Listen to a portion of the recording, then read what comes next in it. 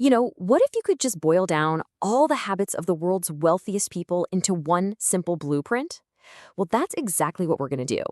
We're going to look at what truly separates the ultra successful from everyone else. And it all starts with one surprisingly simple question. Right here, this is it. This is the choice that pretty much shapes your entire financial destiny.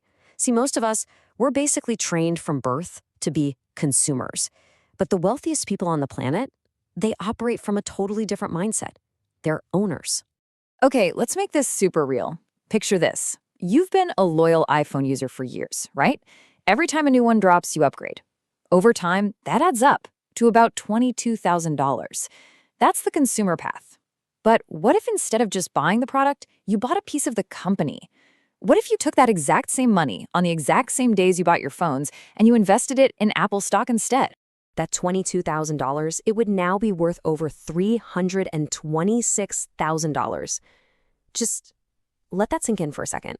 That is the absolutely staggering power of shifting your mindset from being a consumer to being an owner. I mean, you use the products, right? So why not own a piece of the companies that make them? Look, this isn't about some complicated, high-level financial strategy. This is the first and honestly the most crucial pattern of the wealthy. It's a simple, fundamental choice. They choose to own the assets that power their lives, not just use them up. And once you make that shift, a whole new world for building wealth opens up. So what's really interesting is that this whole ownership mindset is guided by a really clear framework, one that's used by the world's absolute best investors. Tony Robbins actually interviewed dozens of them and found this pattern he calls the core four. These are the four principles they all live and breathe. First, and this is huge, their number one focus is on not losing money. Why? Because if you lose 50%, you have to make a 100% gain just to get back to where you started. Second, they protect themselves with smart asset allocation, which is really just a fancy way of saying they don't put all their eggs in one basket. They diversify. But it's that third principle. That's where the real magic happens. Okay, let's zero in on the most powerful concept in the core four: asymmetrical risk reward.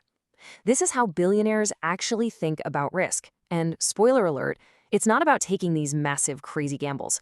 It's actually the complete opposite. So the legendary investor Paul Tudor Jones has this incredibly simple rule. For every single dollar he puts at risk, he is aiming to make at least $5 back. He's always hunting for investments where the potential upside is at least 5 times bigger than the potential downside. I mean, just think about how that changes every decision you make.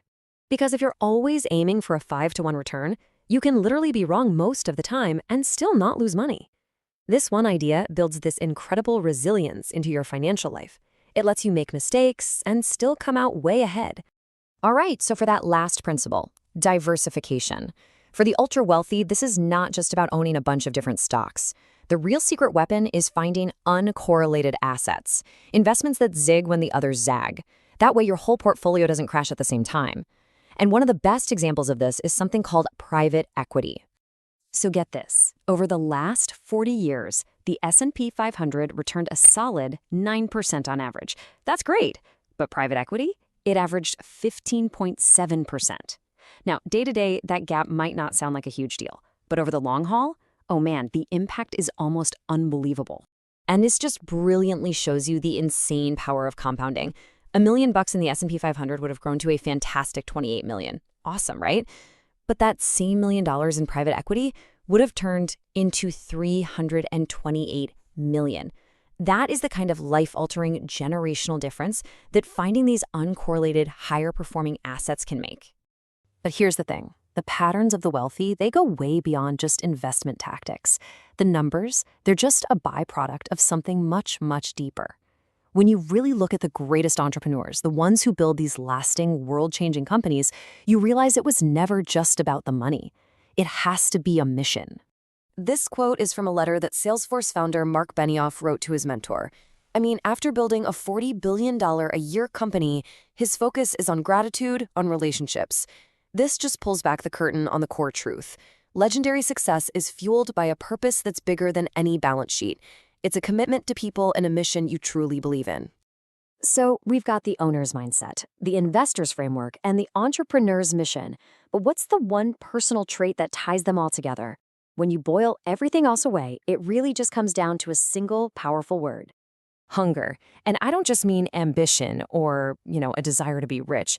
It's this unquenchable hunger to be more, to do more, to give more, and to contribute more. It's that relentless drive that just doesn't fade away after the first million or even the first billion. It's that internal engine that keeps people pushing and creating and building long after they have any financial need to. It's all about the journey, not the destination. And that leaves us with the final, and I think the most important question. It's not about their hunger anymore. It's about yours. What's the mission, the purpose, the contribution that you are so incredibly passionate about that it becomes your own unquenchable hunger? Because that's the real engine of an extraordinary life.